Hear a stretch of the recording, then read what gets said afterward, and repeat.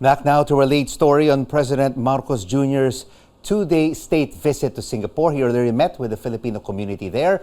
Overseas Filipino workers are the country's modern-day heroes, and they leave the safety and comfort of their homes to be the frontliners of the Philippines' economic growth. But are we doing enough to protect them? Joining us now from Singapore is OFW reform advocate Orion Dumdum. Orion, thank you so much for joining us. You just attended the President's meeting with the Filipino community in Singapore. What did he say that will benefit our Filipino kababayans in the city-state?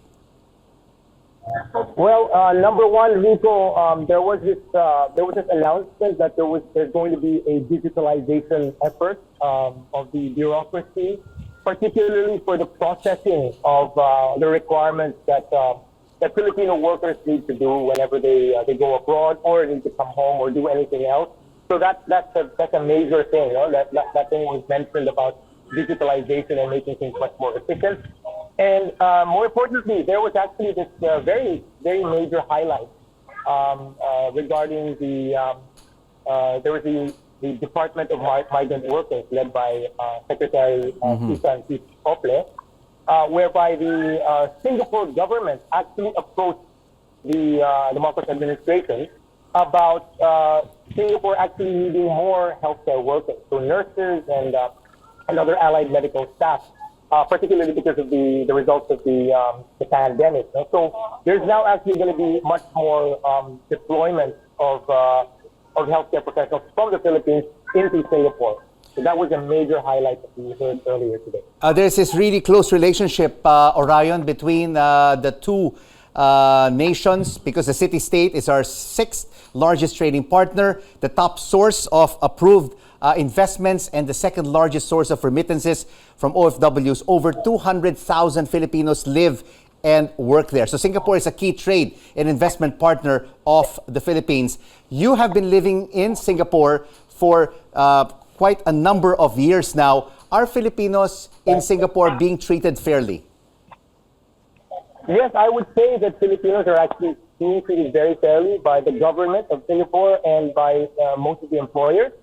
There have been, at times, some agitation from some political group in Singapore that tried to talk about the so-called menace of foreign talent taking jobs away from Singaporeans. There was this move a few times before, and this somehow caused a bit of a backlash against generally foreign workers. That includes, of course, Filipinos.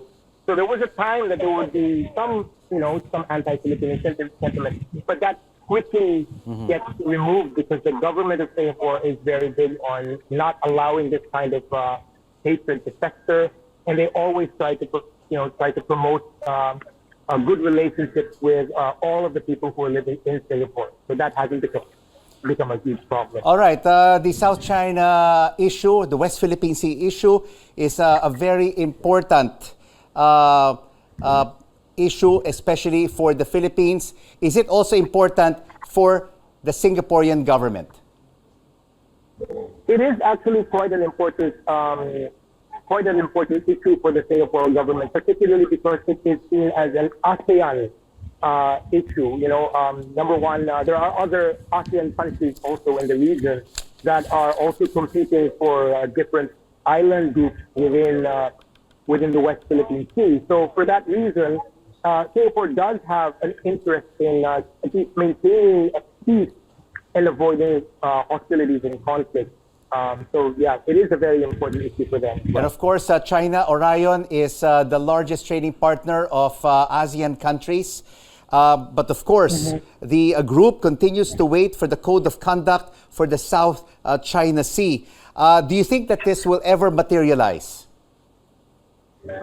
Well, the way I understand it, the way the Chinese government wants to operate is they seem to prefer to have bilateral relations regarding this rather than actually dealing with a bloc, like a singular bloc like ASEAN. So they seem to, they seem to prefer to just talk directly with each of the different countries. And we're trying to see, of course, if using ASEAN as a vehicle might work. But so far, obviously, it's just the way China does what they do. They try to do things more bilaterally or country by country. All right, but of course, there has been, of course, a lot of international pressure regarding this Hague ruling of 2016. Orion, do you think that the President of Singapore and the Prime Minister will discuss this key issue with President Marcos, giving China a deadline to respect this Hague ruling before his term ends in 2028? As of the moment, it has not been mentioned if this is going to be part of the talk between President Marcos and the Singapore government. So we're not exactly sure if that's part of the discussions at all. I'm actually hoping it does get to become part of it. Obviously, we all know that the thing about the Hague ruling is that for the most part, particularly regarding Scarborough Shoal, it doesn't exactly hand it over to us. It, for the most part, actually just says that those countries or those societies that have had traditional fishing rights to the area are supposed to be allowed access to it.